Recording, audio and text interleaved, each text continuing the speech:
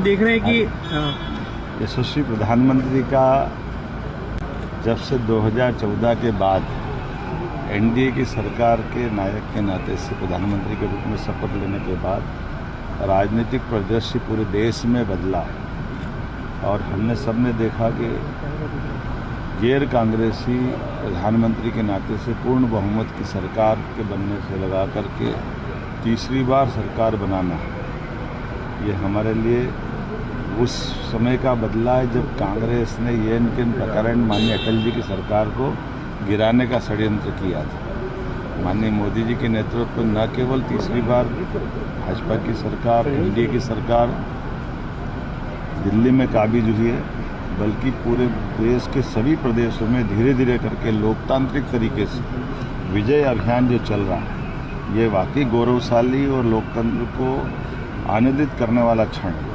मेरी अपनी ओर से बधाई। और ऐसे में जब प्रधानमंत्री की ये विजय बढ़ रही है उसी में वो केवल कह नहीं रहे सबका साथ सबका विकास, तो सबका विकास मतलब समानता के लिए, जातिवाद के विरोध के लिए, सुशासन के लिए, शासन की सारी व्यवस्था जनता के लिए, जनता के द्वारा, जनता के माध्यम से। तो ये लोकतंत्र की खूबसूरती का समय है। दुनिया हमारे भारत की तरफ देख रही है और माननीय प्रधानमंत्री जी के नेतृत्व में सुशासन के ये उच्चतम मापदंड बन रहे हैं।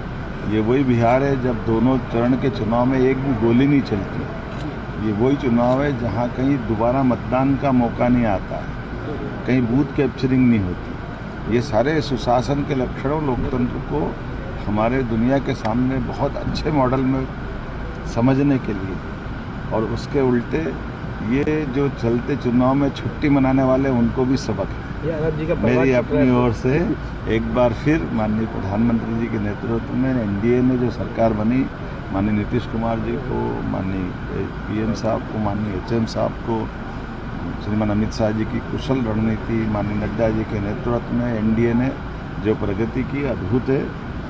लेकिन आज तो मैं लाल सिंह आर्य जी के यहाँ शादी में आया हूँ। मुझे इस बात का आनंद है हमारे राष्ट्रीय नेता, भिंड से अपनी पहचान बनाने वाले अनुसूचित जाति के राष्ट्रीय नेता है। मैं कल अलग अलग कामों में था तो मैं आज उनके यहाँ अभी लड्डू खाने जा रहा हूँ और आप सबको भी आमंत्रित।